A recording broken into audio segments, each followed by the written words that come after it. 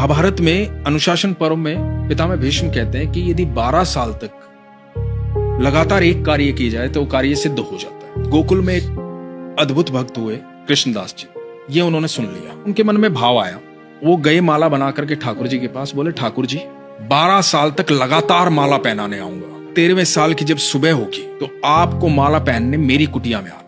अब कृष्णदास रोज माला बनाते, रोज ठाकुर जी के पास ले जाते और रोज ठाकुर जी को याद दिलाते कि आज इतने दिन हो गए। अब 12वें साल का आखिरी दिन था। ठाकुर जी को बोले ठाकुर जी कल आपकी बारी है, कल 13वें साल की पहली सुबह है और यदि कल आप नहीं आए तो मैं कभी आपके पास नहीं आऊंगा। भोजन की तैयारी की, सारी रात लगे रहे। सुबह प्रातः काल इंतजार करने लगे कि ठाकुर जी अब आएंगे अब आएंगे। शाम हो गई, ठाकुर जी नहीं आए।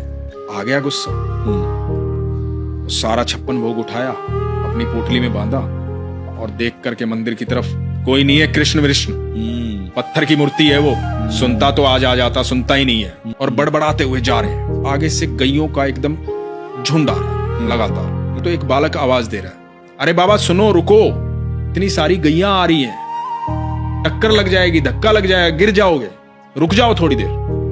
रुक गए कृष्णदास जी। तो बालक बोला कि बड़ी खुशबू आ रही है आपके झोले से, खाना खाया नहीं आपने शायद, तब तक गैया जाए बैठ के खा लो। बोला नहीं मुझे नहीं खाना। क्या हुआ, क्या बात हुई? लाडला है ना वो कन्हैया।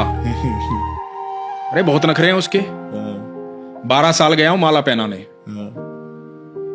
एक दिन बोला था एक दिन मेरे पास आ जाना, नहीं आया, सुबह से लेकर के शाम हो गई, अब जा रहा हूं यहां से। तो बालक बोला बाबा इतना गुस्सा क्यों हो रहे हो? मुझे भी भूख लगी है, मैंने भी सुबह से कुछ नहीं खाया, सुबह से गैया चरा रहा हूं। तो बोला कि मुझे भी आप खिला दो। बोला खा लो। बोला आप देख नहीं रहे मेरे तो हाथ गोबर में सने हुए, मैं कैसे खा लूं? आप अपने हाथों से खिला दो। अब एक एक कोर खुद खा रहे हैं, एक एक कोर उस बालक को खिला रहे हैं। अब उस बालक को जब 2-3 कोर खिलाए ना तो बालक की आंखें लाल हो गई, आंखों में आंसू बह रहे। कृष्णदास ने देखा, कृष्णदास ने कहा कि तुम रो क्यों रहे हो? भूख लगी थी, खाना खिला तो रहा हूं, रो क्यों रहे हो? तो बालक बोला बाबा माला नहीं पहनाओगे आज। तो कृष्णदास बोले कौन है तू?